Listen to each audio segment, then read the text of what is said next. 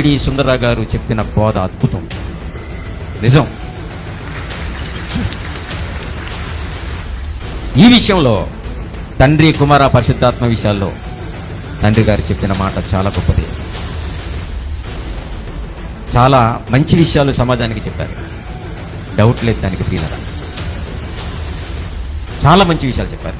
ఈరోజు మేము తమ్ముళ్ళు ఇంత చక్కగా సమాజంలో కనపడుతూ వాక్యాలు చెప్తున్నామంటే ప్రాథమికంగా ఆయన చెప్పినవన్నీ విన్నాం, మా సొంత పరిశోధనలు చేశాం. మీ అందరికీ మంచి మాట చెప్తున్నాను, నిజంగా చెప్తున్నాను.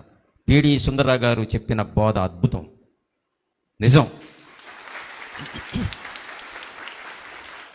ఈ విషయంలో తండ్రి కుమార పరిశుద్ధాత్మ విషయాల్లో తండ్రి గారు చెప్పిన మాట చాలా గొప్పది. చాలా మంచి విషయాలు సమాజానికి చెప్పారు, డౌట్ లేదు దానికి. ప్రియులారా, చాలా మంచి విషయాలు చెప్పారు.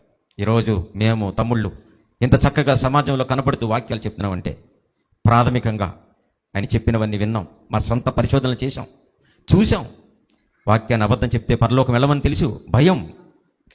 దేవుని బిడ్డలారా, అందుకనే కంగారు పడకండి. విన్నారా? కంగారు పడకండి.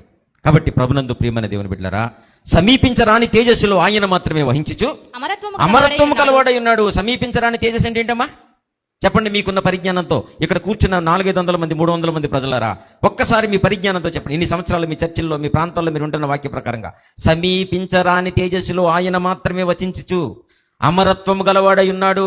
మనుషులలో ఎవ్వడును ఆయనను చూడలేదు, చూడనేరడు అని అంటే ఆయన ఏదైనా తోటలోకి వచ్చి ఆదామా అని పిలిచినాడు ఎవరు? పౌలుగా తిమోతితో అబద్ధం ఆడుతున్నాడా? యెహోవా మాట్లాడుచున్నాడు, ఆకాశం ఆలకించము, భూమి చెవిగ్యమన్నది ఎవరు? మోషే, నువ్వు నిలబడిన ప్రాంతం అగ్నితో కూడుకున్నది పరిశుద్ధ స్థలం.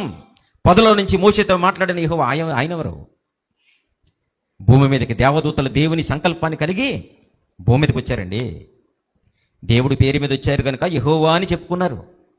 కనపడుతున్నది వాళ్ళు, రేపొద్దున ఫస్ట్ క్లాస్ అని చెప్తాను చక్కగా మీకు. నేను కనపడుతున్నది దూత, వినబడుతున్నది యెహోవా. చాలా బాగుంటుంది. కాబట్టి దేవుని బిడ్డలారా, సమీపించరాని తేజస్సులో ఆయన మాత్రమే వహించుచు అమరత్వం గలవాడై ఉన్నాడు. ఆయన రాడు, ఆయన చావడని అర్థం ఈ రెఫరెన్స్కి. అమరత్వం అంటేటమ్మా మరణం లేకపోవడం. ఒక ఆయనకి మరణం లేదు, వచ్చే చిన్న స్థాయి లేదు. ఆయన గురించి పౌలు తిమోతికి చెప్తున్నాడు. మిస్అండర్స్టాండ్ చేసుకోకూడదు. ఆ దేవుడి దగ్గరికి, ఉన్నతమైన దేవుడి దగ్గరికి వెళ్ళడానికి ఉట్టి చేతులతో వెళ్ళిపోతారు అనుకుంటున్నారా? ఏం తీసుకెళ్ళాలమ్మా ఆయనకి? ఓ ప్రముఖుడి దగ్గరికి వెళ్తే ఏం తీసుకెళ్ళమని చెప్పాడు? కానుక. అది సమీపించరాని తేజస్సులో ఆయన మాత్రమే వహించచ్చు అంటే అర్థమేరు? ఈయన యేసుప్రభు గారు కాదండి. యెహోవా దేవుని యొక్క ఔన్నత్యం గురించి పౌలు గారు చెప్తున్నాడు. ఎందుకంటే యేసుప్రభు గారు వచ్చేసారు భూమి మీదకి. ఈ వచ్చిన ఆయన కోసం కాదు. పరలోకంలో కూడా యెహోవా దేవుని దగ్గరికి ఎవడు వెళ్ళలేడు. పాపం తెలియక ఆయనే ఈయన ఆయన అనుకుంటున్నారు. కొంతమంది తమ్ముళ్ళు అంటున్నారు, ఏమనంటే బాధపడతారు, రెడీగా ఉన్నారు కౌంటర్లు పెట్టడానికి. ఏమండి? కొంతమంది ఏమంటున్నారంటే యెహోవా దేవుడు యేసుప్రభులాగా ఉంటున్నాడంట. బాగా వినాలి. యేసుప్రభు గారు పరిశుద్ధాత్ముడిగా ఉంటున్నాడంట.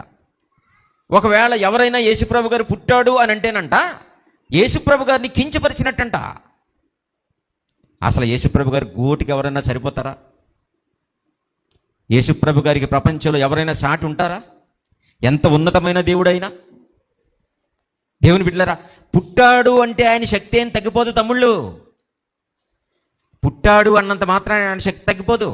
ఆయన ఉన్నతమైన విలువలు కలిగిన మహాదేవుడు, తండ్రికి ప్రధానమైన కుమారుడు, మర్చిపోకండి. కాబట్టి ప్రభునందు ప్రియమైన దేవుని బిడ్డలారా, మంచి మాట చెప్తున్నాను, వినాలి. ఒకవేళ ఆ మాటలో న్యాయం ఉంటే మీరు స్వీకరించండి. ఇలాంటివి చాలా ఉంటాయి. చాలామంది మన ప్రసంగాలు చూసి, అన్నయ్య మీరు ఇంకా దాని గురించి మాట్లాడలేదు, యేసుప్రభు నిత్యుడా పుట్టాడా అని. కానీ పోయిన సంవత్సరం ఎప్పుడు చెప్పేశాను కనుక ఇప్పుడు ఎందుకు మాట్లాడటం లేదంటే, అప్పుడే కాదు, మాట్లాడే సమయం వస్తుంది. డిస్కషన్లో ఇలాంటి మాటలు చర్చించుకున్నప్పుడు అసలు రంగు బయటకు వస్తుంది కనుక అప్పుడు మాట్లాడాలి. ఇప్పుడు మాట్లాడేసామనుకోండి మళ్ళీ ఇంకో కొత్తది ఏదో తీస్తారు. అక్కడ మాట్లాడడానికి కొత్తది రాదు, ఇంకా చాలా బాగుంటుంది. అందుకనే ప్రభునందు ప్రియమైన దేవుని బిడ్డలారా, ఏమండి, యెహోవా దేవుడు యేసుప్రభుగాను, నా మాట వినండి దయచేసి, యెహోవా దేవుడు యేసుప్రభుగాను, యేసుప్రభు పరిశుద్ధాత్ముడిగాను ఒక్కడే ముగ్గురుగా ఉంటున్నాడు అనుకుందాం కాసేపు తమ్ముళ్ళు చెప్పినట్టు. అలాగుంటున్నాం అన్నాడు అనుకోండి. మనం యేసుప్రభు పుట్టాడంటే ఆయన పవర్ తగ్గించేశారంటున్నారు కదా, కించపరిచారంటున్నారు కదా. అసలు ఒక్కడే ముగ్గురుగా ఉంటున్నాడంటే మీరే ఆయన పరువు తీసేశారు. నా మాట బాగా వినాలి. ఒక్కడే ముగ్గురుగా ఉంటారని అంటున్నారు. ఆ మాట గొప్పదనుకుంటున్నారు, తెలియక పాపం. వాళ్ళేమో నేను విమర్శించను. ఇలా మాట్లాడుతున్న తమ్ముళ్ళకి తెలియదు పాపం. వాళ్ళకి నిజం చెప్తున్నాను. వాళ్ళు ఏ పాయింట్లు అయితే మాట్లాడి నెట్లో పెట్టారో, యూట్యూబ్లో పెట్టారో, పాపం వాళ్ళకి నిజంగా తెలియదు. తెలియకపోవడం వల్లనే కొంచెం కన్ఫ్యూజ్ పడుతూ మాట్లాడుతున్నారు తప్ప వాళ్ళకి తెలియదు. వాళ్ళు ఎవరో కాదు, మన తమ్ముళ్ళు, దేవుని బిడ్డలారా. కనుక ఒక్కడే ముగ్గురుగా ఉంటున్నారంటే మీరు ఏం చేశారంటే ఆయన పరువు గంగలో కలిపేశారు. ఆయన కేటర్ తగ్గించేసినట్టు అనమాట. జాగ్రత్తగా ఆలోచించాలి. యెహోవాకు అసాధ్యమైనది ఏదైనా ఉందా అని మాట్లాడే దేవుడు, అంత గొప్పవాడిని చెప్పిన దేవుడు ముగ్గురుగా మారిపోతేనే కానీ పని అవ్వట్లేదు అనుకోండి, ఆయన శక్తి తగ్గిపోయినట్టు. తమ్ముళ్ళు, మీరు తగ్గించేసి మమ్మల్ని అంటున్నారు. ఆయన ఒక్కడే ఏదైనా చేయగలడు. కీర్తన గ్రంథంలో ఏమంటో తెలుసా? రిఫరెన్స్ ఏమైనా అప్పుడే ఇంకా ఉంది. కించపడకండి, ఏం తగ్గించుకోకండి. మీరు గొప్పలే, మేము చిన్నోళ్ళు అంటలేదు మిమ్మల్ని. మీరు చక్కగా వాక్యం చెప్పగలరు, కాకపోతే కొంచెం గౌరవించండి.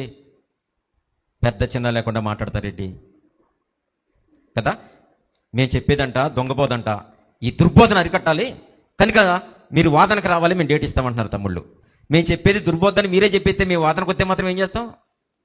వాదన అయ్యాక కదా దుర్బోధన చెప్పడం. మేము చెప్పేది సత్యమో దుర్బోధ ఎప్పుడు తెలుస్తుందండి? డిస్కషన్ అయిన తర్వాత, డిస్కషన్కి ముందా? అది కదా, డిస్కషన్కి ముందు ఇంక మాట్లాడకూడదు. అన్నయ్య మీరు రండి, తమ్ముడు మీరు రండి, నాన్న మీరు రండి, చర్చించుకుందాం రండి. అప్పుడు మేము ఓడిపోతే, మేము తగ్గిపోతే, మేము మాట్లాడలేకపోతే, సాగర్ అన్న ఎన్ని సంవత్సరాలు దుర్బోధ చేశాడు అన్నాడు. తాడు లేదు, బొంగరం లేదు, ఇంకా రాలేదు. దుర్బోధలు చేస్తున్నారు కనుక వీళ్ళందరినీ ఖండించాలి, చర్చించుకుందాం ఉండండి. నేను ఇంకా మాట్లాడకుండా ఎలా వేసింది దుర్బోధని?